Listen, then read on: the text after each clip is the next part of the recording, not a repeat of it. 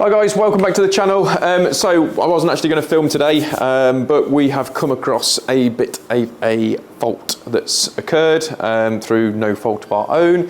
So if you're new to the channel and you haven't yet subscribed, please make sure you do so. The links are in one of the corners. Turn your notifications on and you'll get a little message to say that we have dropped another video. So let's explain.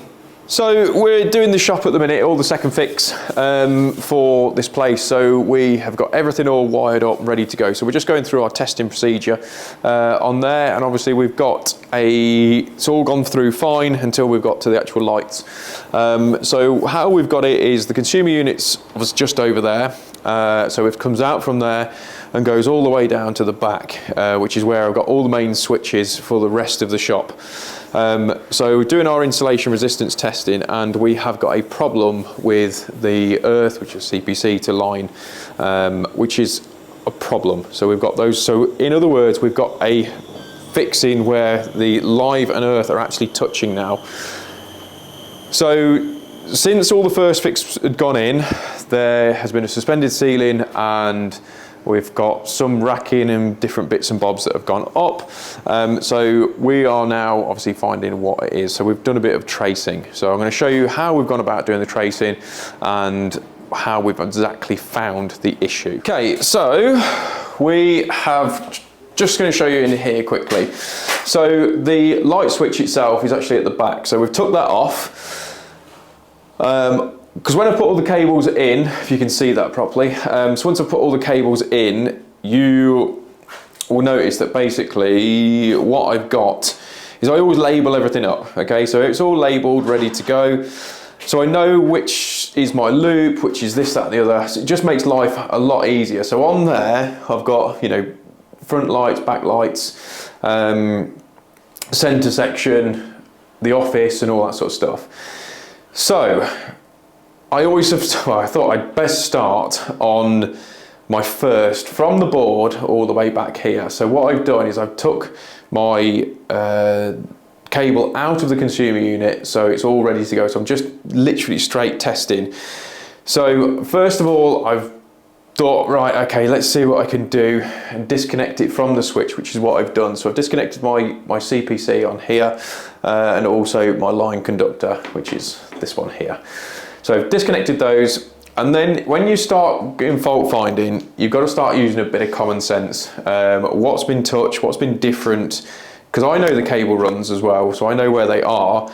Is there anything likely that's been hit? And I'm going to show you exactly what I started using the investigation for, and where things, you know, which way it was going basically. Right, are you sick of having all the paperwork kicking around? I know I was. So what I did is I went on to Tradify. I used the 14-day free trial, which will be in the link below.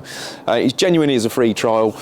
Now, don't put any bank details in, nothing like that. So you can have a go with it. There's no obligation, oh, you got to cancel after 30 days. None of that. So with it, for us, we run literally everything. So one of the best features I found on it recently is you can send set up a text message. So that will send out to the customer to say you've got a new quote. And genuinely, that has increased our turnover, should we say, for the people actually coming back to us and going, yeah, we want to accept that quote, because let's face it, everyone's got their phone in their hands and they click on it, they read all the quote, they can send little messages back, emails back to say, yeah, can you do this, can you take that off, all that sort of stuff. So if you like it, and I hope you will, use the promo code GHawk50, you'll get 50% off for the first 3 months. Link in the description below, but genuinely it is a game changer. So there's a load of cables that run all the way along there. So this is my first port of call, thinking about what's going to happen. Is that likely to be able to screw through there? Yes, it's really, really likely to have something like that going on. So what I've done is I've used my wandering lead, which I've put in the back of the tester.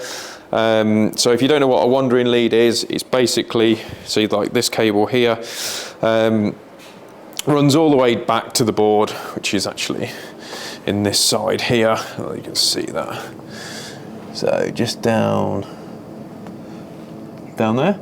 So that is the wandering lead. So we've connected that up to the other end, which is for the live conductor. Now I know that the cables, see if they're coming up there, so we've had some data guys come in as well since then, and they've done some various bits. So if you can see those screws, like that one there, so I know then that the cables all come down into sort of that corner. Again, using, you know, my zones to make sure it's all okay. So I'm going to show you now is how I know exactly which screw it is. So with the tester, right? Okay, so we've got the tester on the go. So we've got it onto continuity on here. Hopefully you can see that all right. So we've got it onto continuity. So I've got my wandering lead that's obviously connected to the other end of my live conductor. So what I'm going to try and show you, if possible, so if I'm going to get Lou, if you don't mind sorting that out. So what we're going to do is we're going to test this screw here, because I know I've got cables that run along here. Okay, so we're going to test on there. So I've got continuity there. I've also got continuity there. Not on there, so it's going to be travelling through. So along this line here and on that end. So what they've done, so the cables come down, so you can just see just down here, and what has happened is that they've screwed through and hit one of my cables. So along that line, so it could be in this one, or this one. So I'm going to take that out, I'm going to unscrew one at a time and see if we lose that continuity on there. But that's basically what's happened, that they've got a whacked a screw straight through one of the wires. So let's go get the screw gun. In fact, I might be able to do it like this.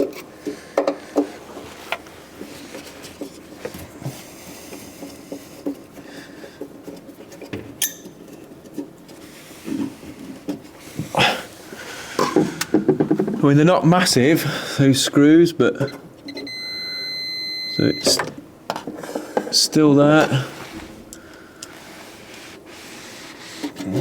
Zoom out. Huh? How do you zoom out? On there. Ah, that's why it's my finger. That way? No, it didn't move. Yeah, there you go. Ah, there you go, you've done a bit of zooming. So on here, obviously, you know, the suspended ceiling guys have not used any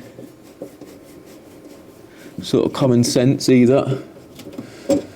So before I go too mad, I'm going to put a line underneath that.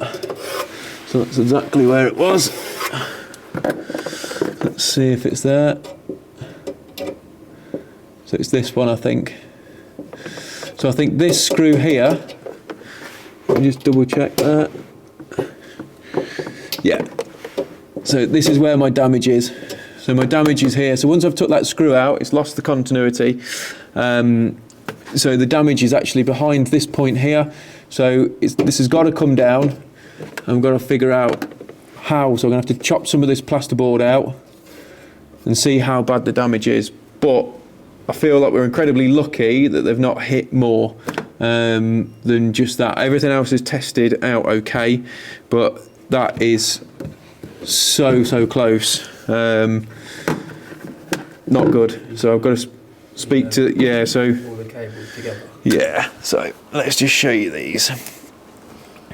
So if you can see in there, look, so you've got these cables here. That's where all the cables come down, and then they just go along the very top, all the way through, and then they tuck down again and then go along. So because now I've took that screw out, I should really be able to, I imagine it'll probably go back to, you know, perfect results on insulation resistance, so they probably won't be touching now, but that doesn't mean that that's the fix, because it's not. Obviously it's been pierced and it needs to be sorted, so let's go and find out. Okay, so I just spoke to the guys who put the ceiling up. So he just said, look, it's just do whatever I need to do to fix it, so that's fine, which kind of yeah, it is what it is, isn't it? What can you do? So yeah, so I've just traced out. So on the other end of that, I've just done my insulation resistance testing now. Now I've actually took the screw out and it's gone back to 999, so it's obviously perfect, but we know it's not perfect. So what he's just done, the guy's actually just said to me, he says, look, just take the trim down. So that trim up there, I'm going to take that back down, chop out the plasterboard and find out exactly what it is. And I'm hoping that I can put some sort of insulation or something like that, or depending on how bad it actually is, and see if I can repair it without doing too much damage. So wish me luck.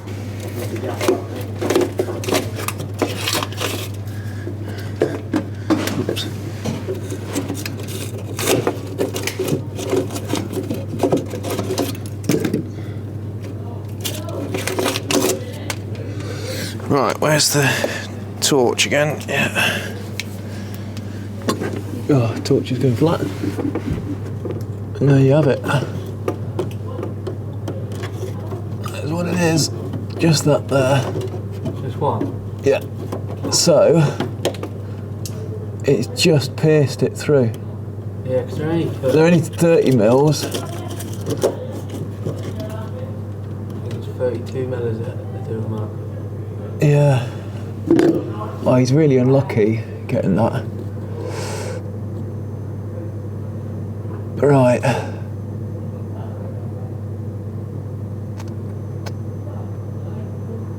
Next question is to cover that.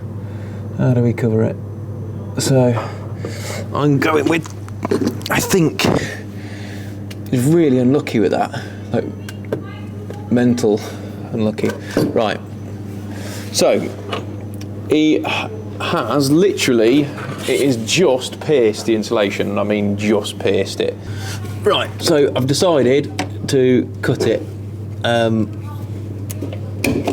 I know some people want, you could just stick some tape on it, but I think me personally, I want to know that it's, none of those cores are touching, if that makes any sense. Try and make it so you can see it a bit better. Need some sleeving? Yes, please, mate.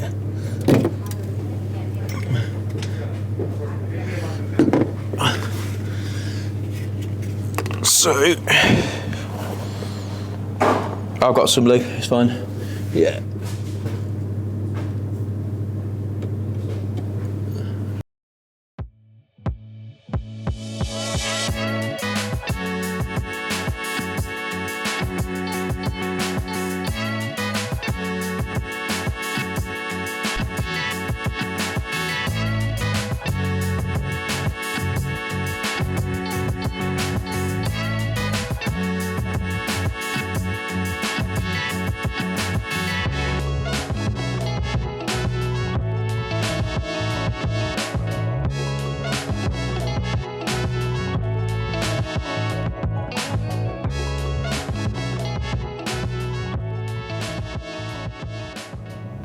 Okay, so as you can see, I've changed my mind. So the earth sleeving, in fairness, wasn't working for me. So it did my head in, to be honest. Tried to get it over, and really, because what I could have done is staggered the joints where the cables were, but it would mean that I'd end up having, if I had more slack, I could have done that, and I just didn't. So that's what I went with. So we've got a Wago box in there, so it's fine, it's above the ceiling, it's fixed, so we can test all that. Now, I know a lot of people are going to go, why have you done that? Okay, so there is a reason behind that. Hello? There is a reason. Because I can't honestly say that cable, see like I'm ducked down at the top, I can't honestly say that cable where it's gone through is not going to cause nuisance tripping as time moves on, even though it's just pinned it, but obviously it's enough to make contact between the live and earth.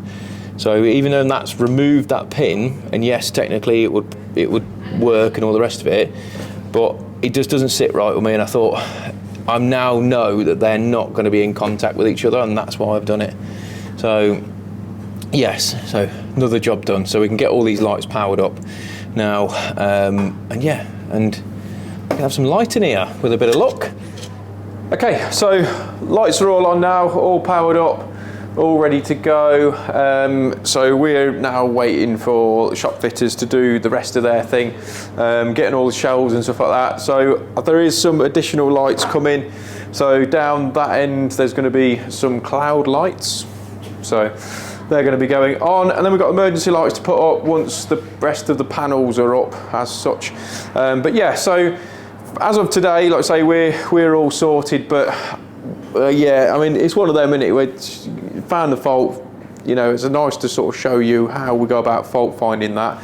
And it's all on, so all sorted. Like I say, I know some people are going to be going, oh, well, you could have just taped it and stuff, but it just didn't sit well with me, so that's why I had to do it this way.